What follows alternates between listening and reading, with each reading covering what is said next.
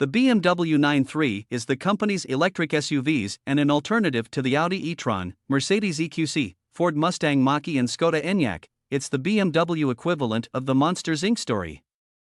Until now, the company has used scary old petrol and diesel to generate power, but now they've found out that laugh-a-minute electricity actually works a whole lot better for everybody, and makes you smile, too. So the 9/3 is new, but just doesn't look it.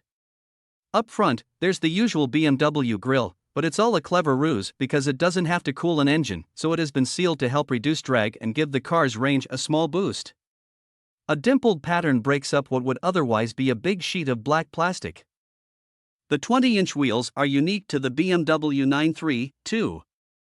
Their heavily sculpted design helps to smooth airflow along the side of the car, improving range, although they look exceptionally vulnerable to curbing. Assorted blue highlights to designate the electric model dotted around the 9/3, most obviously on the rear bumper where you'd normally spot some exhaust pipes, finish off the styling changes.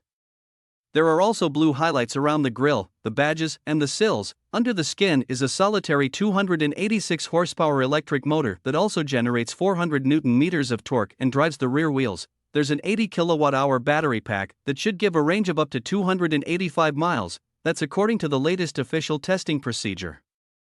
That's a bit more than key alternatives such as the Audi e-tron and Mercedes-Benz EQC, but a bit less than the Jaguar I-Pace. In the real world it will be a bit below that, especially in cold, wet conditions. The 9/3 should be compatible with almost every kind of charging station or power outlet, including superfast 150 kilowatts chargers, which can give an 80% recharge in just 34 minutes.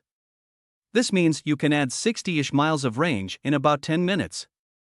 There aren't many 150 kilowatts chargers in the UK, but the network is growing. Charging from less powerful outlets, such as a home wallbox charger or 3-pin plug, will take longer. BMW reckons a full charge from empty will take around 12 hours. While electricity prices have risen lately, they're not rising as fast as the cost of petrol or diesel, so an electric 9/3 will still be much cheaper to run than a conventional X3. All electric cars feature brake regeneration, a system that uses the electric motor as an extra brake that can feed energy back to the batteries that would otherwise be lost as the car slows down. This always happens when you press the brake pedal, but the 9/3 joins many of the latest electric cars by giving the system the ability to bring you to a stop when you lift off the accelerator pedal, too. It allows for one-pedal driving, which, once you're used to it, is an extremely relaxing way of dealing with urban traffic. It's not the fastest version of the X3, but it's still pretty quick with a 0 to 60 miles per hour time of 6.8 seconds. Top speed is limited to 112 miles per hour, which helps to preserve range. It's more than enough for UK drivers. Anyway, the first thing you notice when you get out and about in your 9/3 is how quiet it is. There's no noise from the engine and transmission, so you only notice a little wind and road noise as your speed rises. Adaptive suspension is fitted to the 9/3 as standard, so it's pretty comfortable, although a Mercedes EQC still trumps it for out-and-out ride quality. However, the suspension stops the iX3's body from rolling too much during cornering. The 9/3 grips strongly, too, and its handling is doubtless helped by the fact that the batteries are stored in the floor, lowering the center of gravity. Flicking the suspension into sport model firm things up a lot, to the extent that it makes the ride too firm, but it certainly sharpens the handling and gives the 9/3 a distinctly sporty feel. All 9/3s are well equipped. The entry-level M Sport comes with a 12.3-inch digital driver's display and 12.3-inch touchscreen infotainment system, wireless phone charging, electrically adjustable leather seats, adaptive suspension, which lets you choose between soft, comfortable settings and stiffer, sportier ones, and a panoramic glass roof. The top-spec M Sport Pro car has a Harman Kardon audio system, a head-up display and an automatic parking system. The 9/3 seems well-priced against other electric SUVs. For example, the Mercedes-Benz EQC costs around £5,000 more in basic trim. The 9/3 costs pretty much exactly the same as a Jaguar I-Pace, with similar overall range, so that's fine too. The problems start to mount up when you compare it to a Tesla Model Y or an Audi Q4 e-tron. Now, theoretically these are smaller cars, but both have cabin space on a par with the 9/3, and both can be bought for less cash, and with a longer range. Does the 9/3 line up to Audi's bigger, grander e-tron Quattro SUV? Kind of, but that's arguably closer to BMW's pricier iX. It's also worth noting that the Kia EV6 and Hyundai Ioniq 5 are both roomier inside than the 9.3, but much cheaper.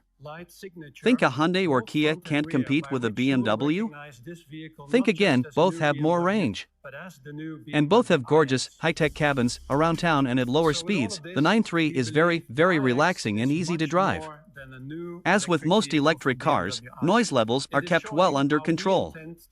By knocking the gear selector to the left, you can put the 9.3 into B mode, which ramps up the regenerative braking, slowing you down without using the physical brakes, which is handy in city driving. In fact, B mode will actually bring the car to a complete stop without touching the brake pedal if you have enough space, proper one-pedal driving. The turning circle is okay, nothing special, but it's fine, and the steering is nicely light, so it's pretty easy to maneuver. The suspension. With the adaptive dampers, rides bumps nicely, but it's a touch firm compared to the likes of the Mercedes EQC. It's about the same as the Jag I-Pace, though. One annoying thing, the brakes often make an irritating squeaky groan noise, like someone's reclining in an old rocking chair. The refinement continues when you take the 9.3 up onto the motorway, although you'll start to notice a bit more tire roar and wind noise, but it never gets really out of hand.